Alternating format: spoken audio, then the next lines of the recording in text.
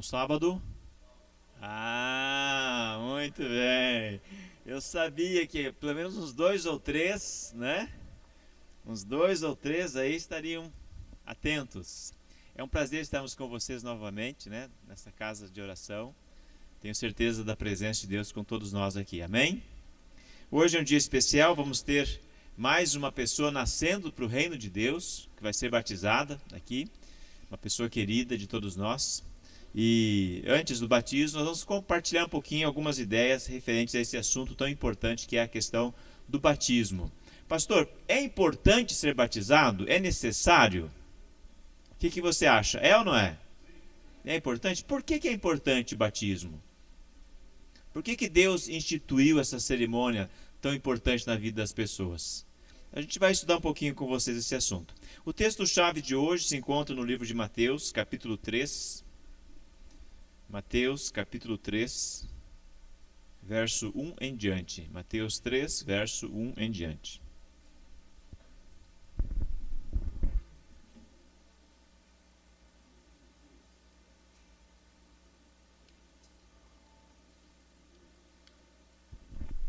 Diz assim: Naqueles dias apareceu João Batista, pregando no deserto da Judéia, e dizia... O que ele dizia? Qual a mensagem dele? Arrependei-vos. Uma mensagem de arrependimento, não é? Arrependei-vos porque está próximo o reino dos céus. Então vamos voltar um pouquinho aqui a fita, né? Como diz quem é mais antigo, né? Vamos voltar a fita um pouquinho aqui e vamos entender por que é vindo o reino dos céus. Por que está chegando o reino dos céus? Por quê? Vamos colocar, pode colocar para nós aí, o PowerPoint?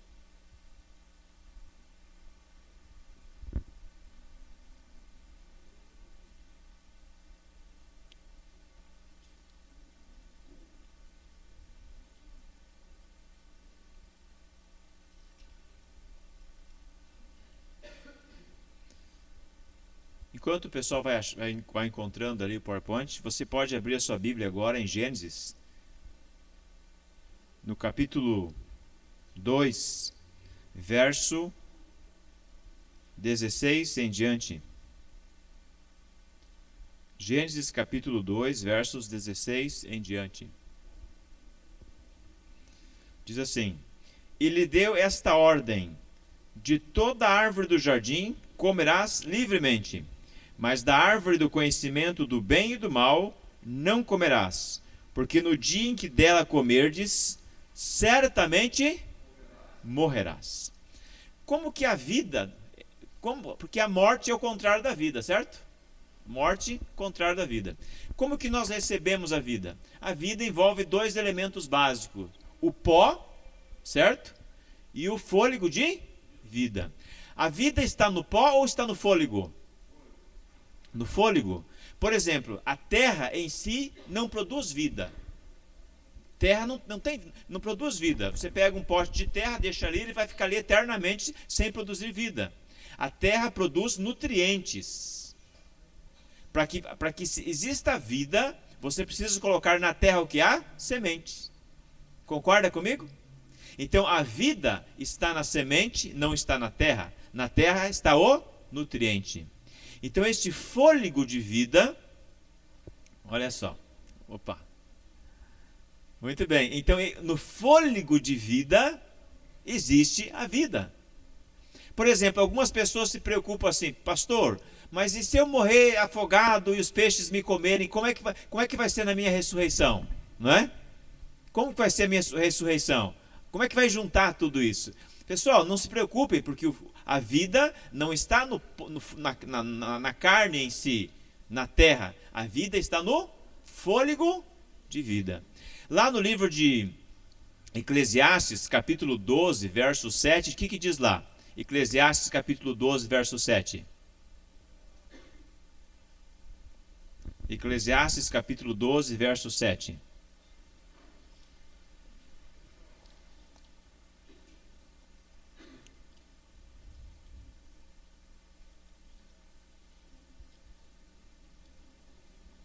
Eclesiastes 12, verso 7. Diz assim: e o pó volte à terra como era, e o espírito volte a Deus que o deu. Quem deu o espírito, quem deu o fôlego de vida foi Deus. O pó volta à terra como era, e o fôlego volta para Deus. Muito, muito interessante isso, não é verdade? Agora vamos entender o seguinte. Deixa eu ver se o meu passador tá conseguindo. Não estou conseguindo. Então formou o Senhor Deus, o homem do pó da terra, não é? Já vimos essa parte. Fomos moldados, não é? Deus sopra nas narinas o fôlego de vida. O ser humano passa a ser um ser vivo a partir desse momento, certo? Agora, Deus deu a ordem, porque no dia em que dela comerdes, certamente morrerás. A pergunta que eu faço é: os seres humanos desobedeceram ou não? Desobedeceram. Então, se o ser humano desobedeceu, a ordem era a seguinte: se comer, certamente morre. Então, nós estamos vivos ou estamos mortos?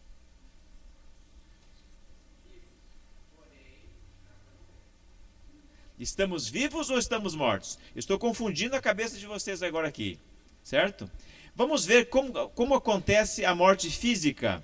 Gênesis capítulo 3, versículo 22.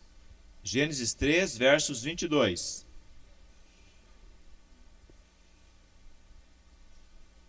Gênesis 3, verso 22, assim: Então disse o Senhor Deus: Eis que o homem se tornou como um de nós, conhecedor do bem e do mal.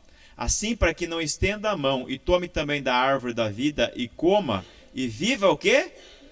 Eternamente. O Senhor Deus, por isso, o lançou fora do jardim do Éden.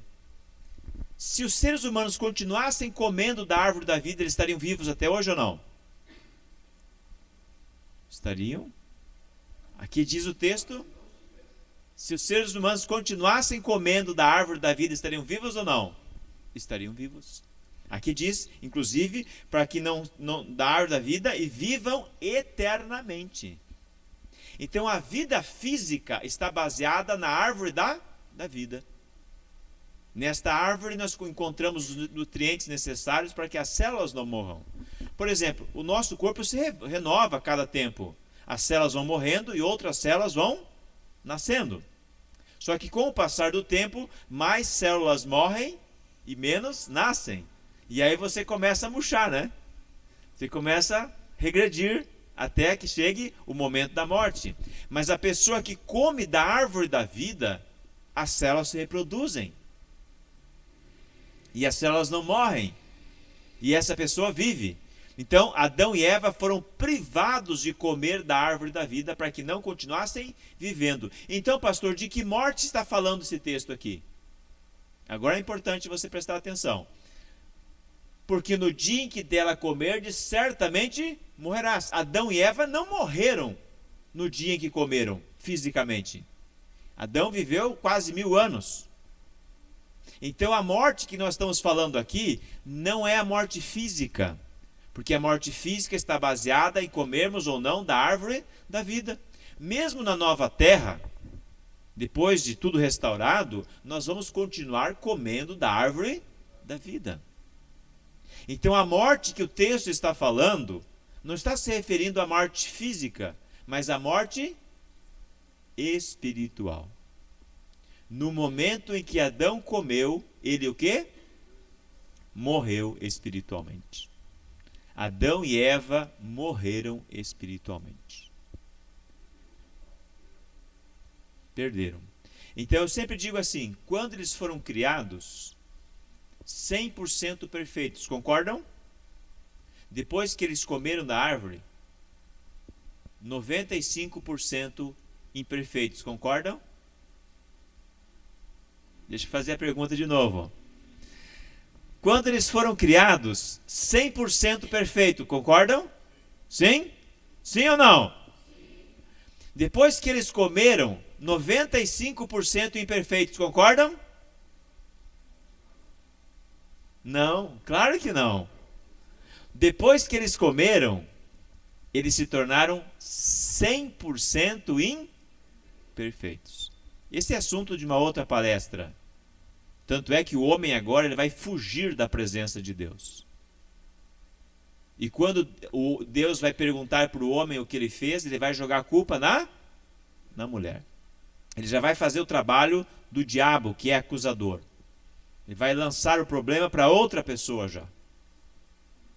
Então, quando Adão e Eva comeram, a raça humana se tornou 100% imperfeita. E agora, do que nós precisávamos? Nós precisávamos de um milagre. E esse milagre aconteceu no versículo 15 do capítulo 3 do livro de Gênesis. Gênesis capítulo 3, verso 15. A palavra-chave aqui em Gênesis 3, 15 é a primeira palavrinha. Qual que é a primeira palavrinha? Porém. Deus vai colocar algo que não existe mais em nós. Pegaram a ideia? Eu vou colocar. Vocês não têm mais isso. Vocês perderam isso. Vocês perderam a noção das coisas espirituais. Vocês são inteiramente maus. Mas eu vou colocar. Diz o texto.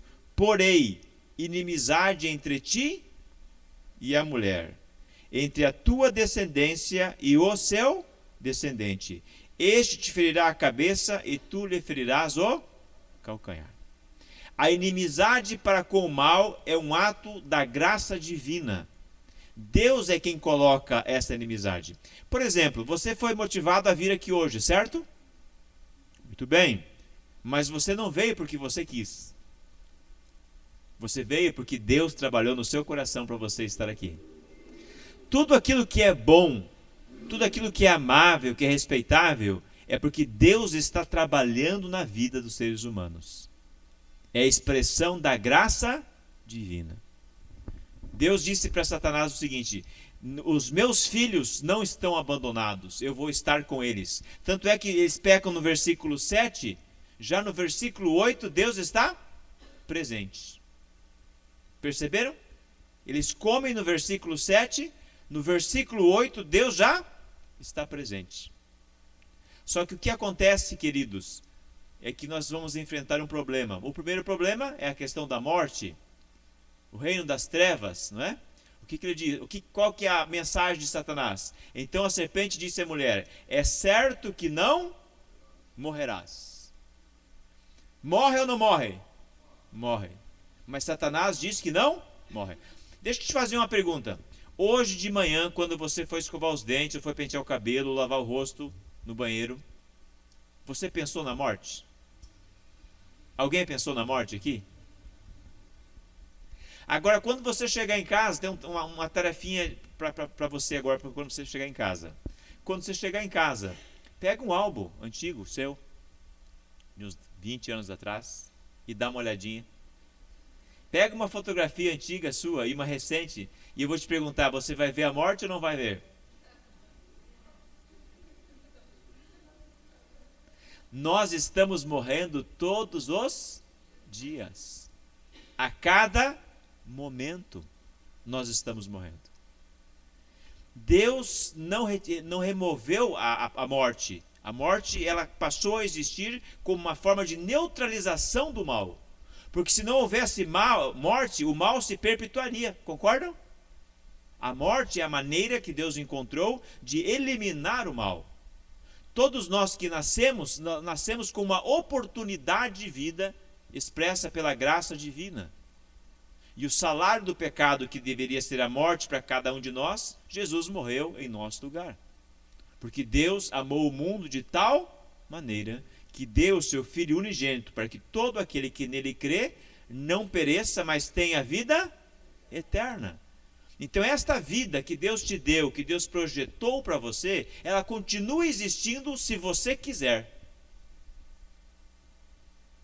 Mas eu estou ficando velho, pastor, eu vou morrer daqui uns dias. Você não morre se você estiver nas mãos de Deus. O que vai acontecer é que a sua matéria física vai voltar para o pó. E de acordo com o Eclesiastes, o seu fôlego de vida volta para Deus. Não é um fantasminha que vai, tá? É o seu DNA, em outras palavras, né?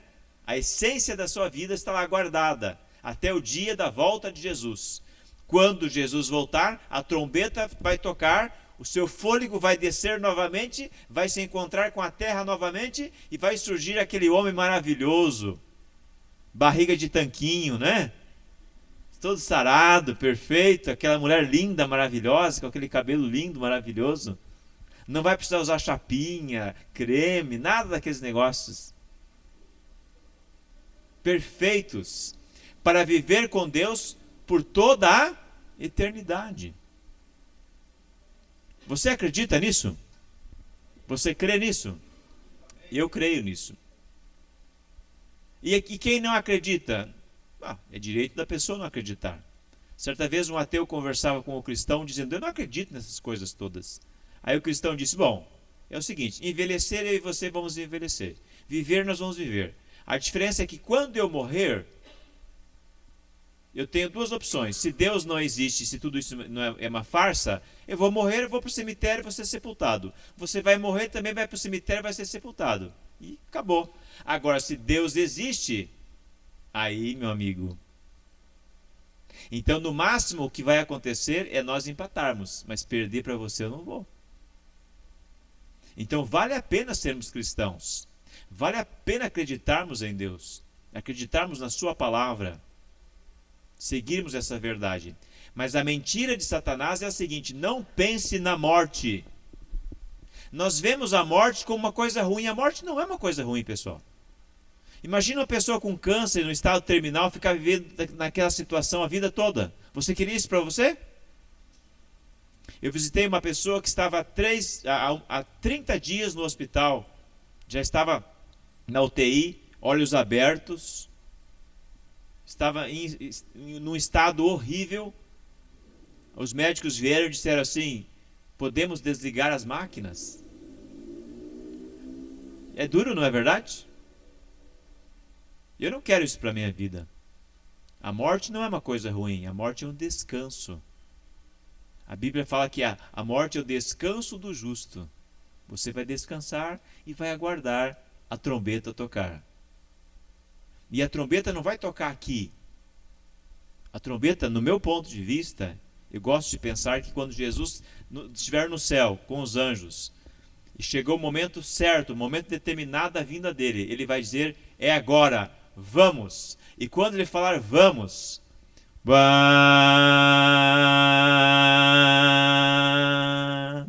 eu acredito que a trombeta vai tocar no céu, chamando os anjos, convocando os anjos, ecoando por todo o universo que vai estar ligado, antenado ao evento. E quando essa trombeta toar, e quando for tocada, e quando nós ouvirmos o clamor desta trombeta, nós ressurgiremos perfeitos, transformados. Os vivos serão transformados e os mortos ressuscitarão incorruptíveis, graças à atuação desse Deus maravilhoso. Deus criou o mundo assim, perfeito. E vai ser assim que o mundo vai ser concluído, vai ser terminado. No livro de Lucas, capítulo 3, verso 38, lá fala que Adão era filho de quem? Na genealogia de Cristo, Adão, filho de Deus. A nossa origem é divina. O nosso pedigree, não é? Quando você encontra um cachorrinho, qual é o pedigree desse cachorrinho, né? Eu e a Kátia compramos um cachorrinho uma vez. Nós temos até hoje. Nós nem perguntamos que pedigree tinha. A gente olhou, achou bonitinho e pegou. A sorte que pegamos um bom pedigree. O nosso pedigree é divino. A nossa origem é divina. Fomos criados à imagem e à semelhança de Deus. Perfeitos. Agora, essa imagem e essa semelhança foi quebrada pelo pecado. O pecado que surgiu no céu e foi transferido para a terra. Então nós estamos vivenciando essa experiência. Pastor, está doendo. Eu queria que terminasse logo, eu também queria. Mas aguenta mais um pouco. Seja fiel até o fim.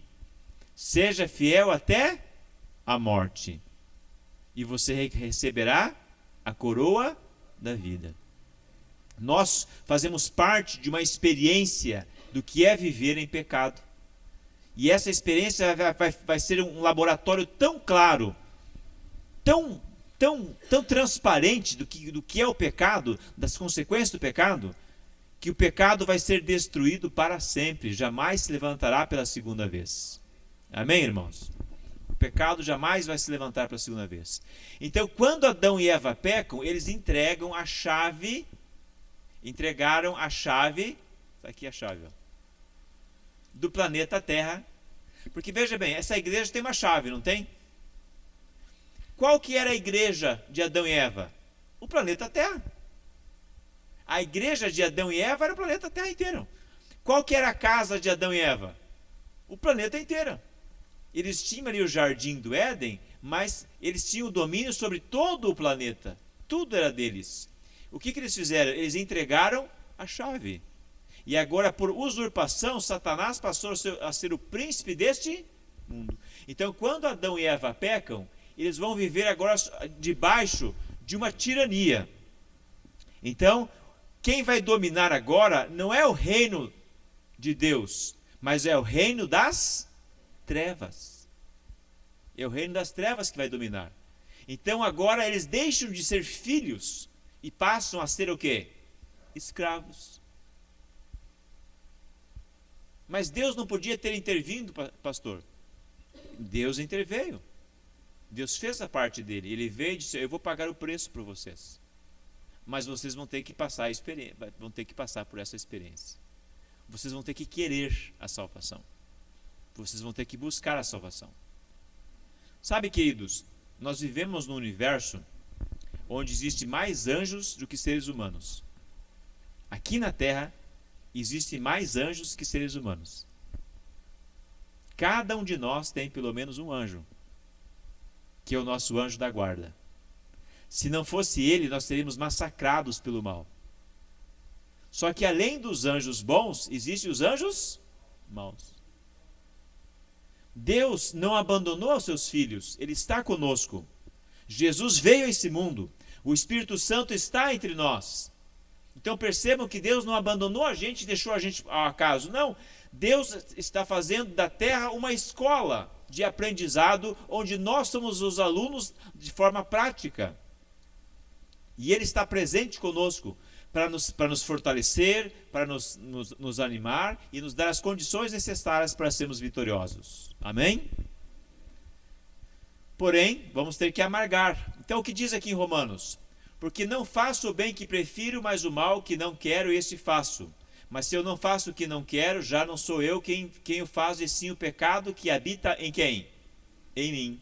Então, ao querer fazer o bem, encontro a lei de que o mal reside aonde? Em mim. O mal reside em mim. Porque no tocante ao homem interior, tenho prazer na lei de Deus, mas vejo nos meus membros outra lei que, guerreando contra a lei da minha mente, me faz prisioneiro da lei do pecado, que está nos meus membros. Desventurado homem que sou, quem me livrará do corpo desta morte?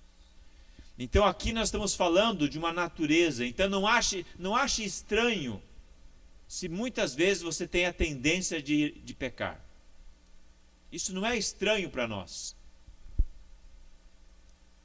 Estou sentindo o cheiro de pecador. Será que tem algum pecador entre nós? Levanta a mão. Estou sentindo o cheiro de pecador miserável. Levanta as duas mãos, os pecadores miseráveis. Dá uma olhada aí. Levanta a mão, fica com a mão levantada. Dá uma olhada em volta. Está vendo? Todo mundo é pecador aqui.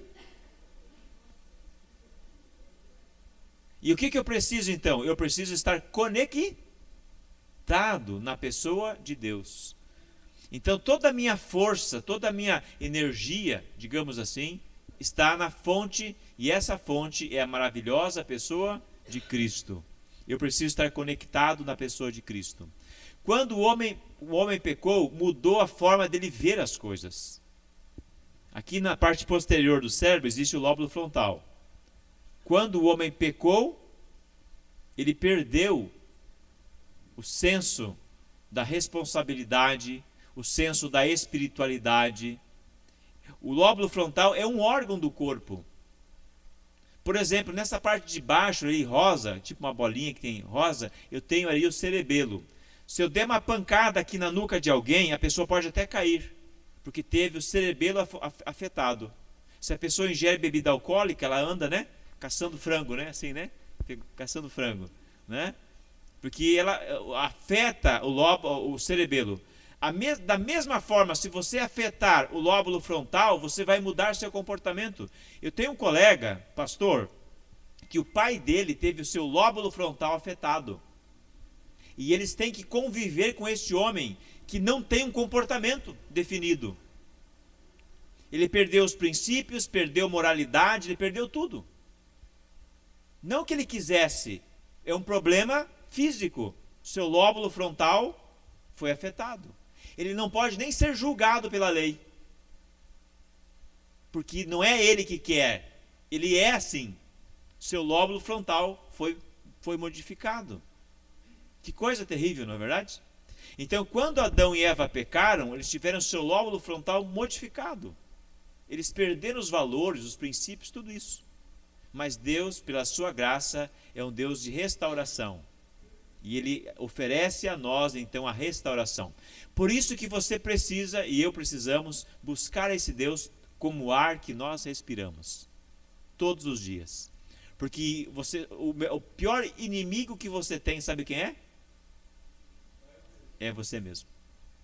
Esse é o nosso pior inimigo. A sua esposa não te conhece. Seu esposo não te conhece. Na verdade, nem você se conhece.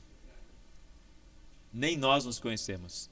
Nós dependemos da graça divina para vivermos e sermos aquilo que Deus quer que sejamos. Amém? Deus pode fazer essa transformação. Então, eu colocarei a inimizade. Deus colocará. E em Lucas capítulo 23, verso 34, o que diz lá? Alguém lembra? As palavras de Jesus na cruz do Calvário. Pai, perdoa-lhes, porque eles não sabem o que fazem. Então, é o perdão de Deus, a graça de Cristo expressa para cada um de nós. Essa é a mais linda história, né? Aqui nós já vimos em Lucas capítulo 4, verso 6, dar-te-ei toda esta autoridade e a glória desses reinos, porque ela me foi entregue e dou a quem eu quiser. Quem que falou essas palavras? Satanás. Quando levou Jesus para o alto monte, mostrou todas as riquezas, toda a grandeza, tudo aquilo. Então o que está dizendo esse texto? Que ele tem poder. Porque tudo isso foi me entregue. Quando foi entregue? Quando Adão pecou. Então, de quem é esse reino? É o reino das trevas. Quem está dominando? É o reino das trevas. As pessoas mais ricas do mundo são pessoas cristãs? Será que são pessoas cristãs? Pessoas que valorizam as coisas de Deus? Essa é a vida, o ciclo da vida, não é? Nascemos para a morte. Ontem estavam entre nós, hoje já não estão. Amanhã vai ser a nossa foto que vai estar lá nos noticiários, não é? Toda a riqueza dos seres humanos vai se transformar em pó. O que devemos fazer então, pastor? Devemos fazer o que esse garotinho está fazendo. O garotinho diz para a menininha, né? Preciso dessa caixa bem grande para entregar o presente do meu pai. Ela está levando o presente dela e ele vai levar o presente dele, né? Qual será o presente? Ah, esse é o presente. O nosso pai não quer o nosso dinheiro, não quer as nossas coisas. O nosso pai quer a gente. Todos os dias devemos ir ao Pai e oferecermos a Ele o presente. E o presente é a nossa vida, nas mãos dele, deixando que Ele dirija, que Ele guie a nossa vida. Então o plano de Deus se transformou nisso que você está vendo aí, certo? O reino de Deus se transformou no reino das trevas. Então o que essa foto vai fazer, pessoal?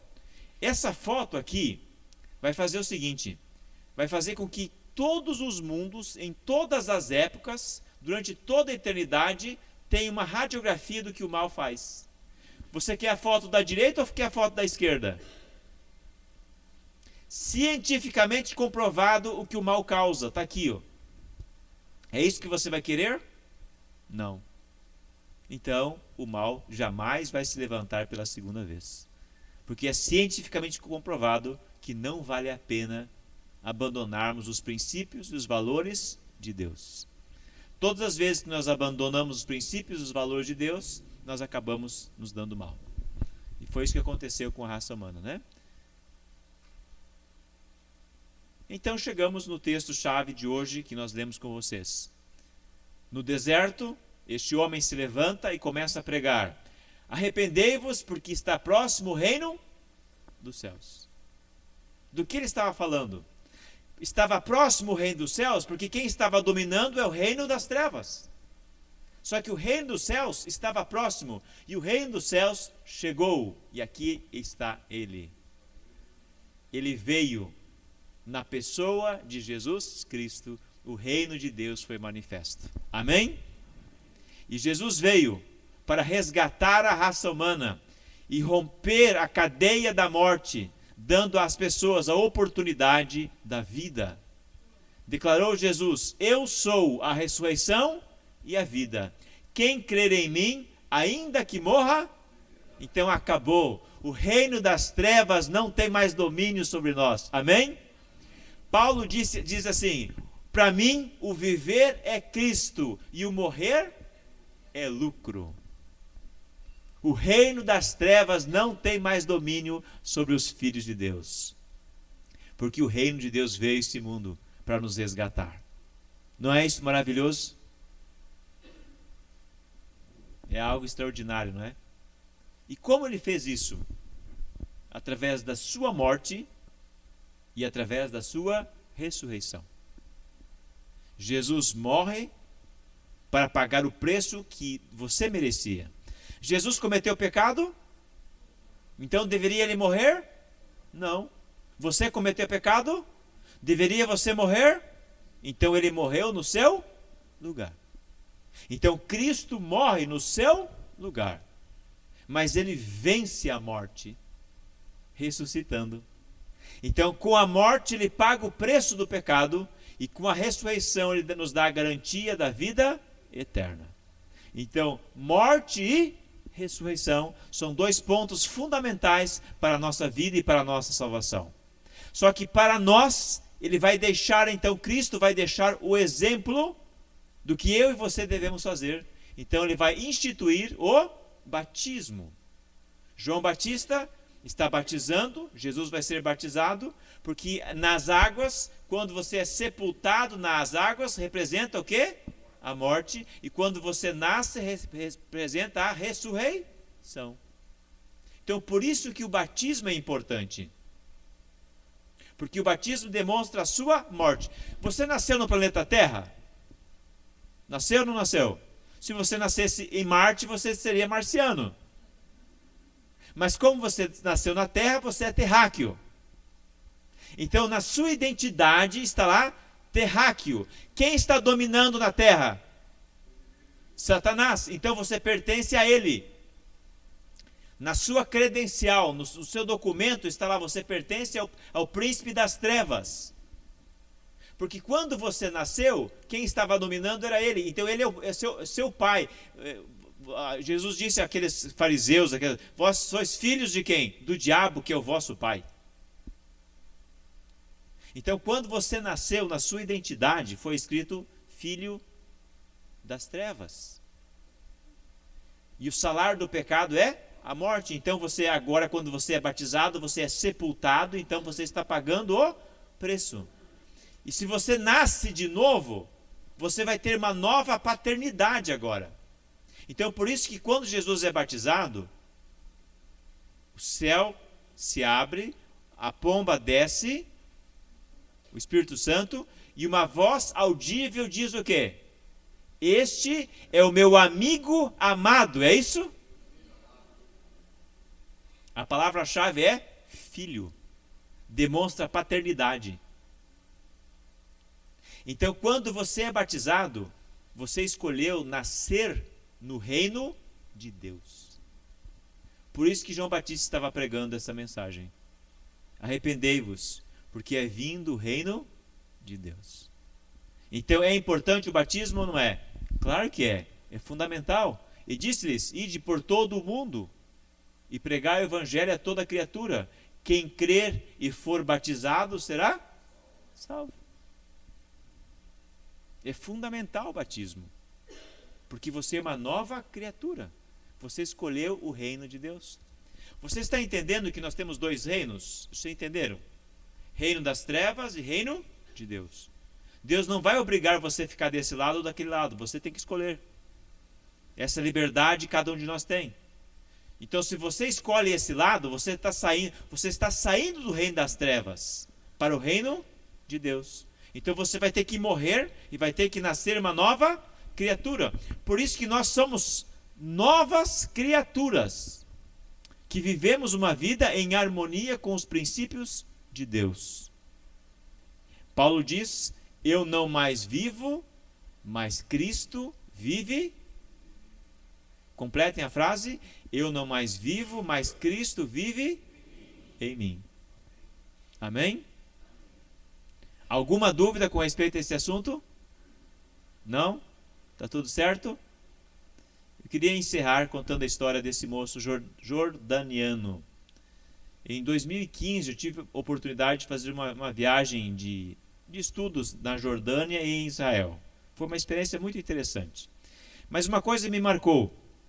Houve um momento que me marcou bastante. Esse moço, ele é jordaniano, ele era o guia na Jordânia. Nós ficamos vários dias ali viajando e nós chegamos na divisa de Israel. Quando chegamos na divisa de Israel, para entrarmos em Israel, ele veio e me procurou e disse: Lucas, foi um prazer conhecê-lo. Quem sabe numa próxima oportunidade a gente se encontra e tudo mais. Eu disse: mas como assim, prazer? Estamos na metade da viagem. Agora que a gente vai entrar em Israel, vai ter oportunidade de conhecer Jerusalém e outros lugares, você vai deixar a gente? Por que você não vai com a gente? Ele disse: Lucas, eu não posso entrar. O meu passaporte não me deixa entrar. Ele falou: o seu passaporte é forte, é brasileiro, você entra. O meu passaporte da Jordânia não entra. Ele disse assim: o meu maior desejo é conhecer Israel. O meu maior desejo é conhecer Jerusalém. Estava pertinho.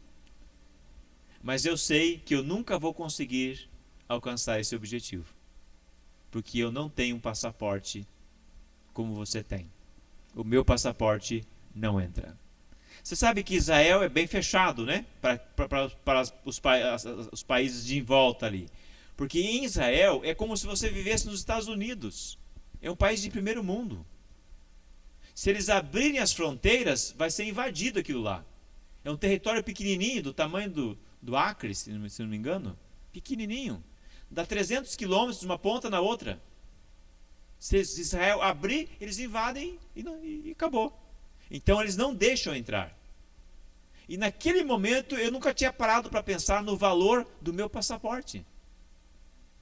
E eu coloquei a mão no meu passaporte e, puxa vida, como é importante eu ter um passaporte brasileiro. Porque eu consigo entrar com o meu passaporte. Se você quiser ir para os Estados Unidos, você não vai se não tiver um passaporte, concorda? Você não vai para um país de primeiro mundo se você não tiver passaporte. Da mesma forma, você não vai para o céu se não tiver passaporte.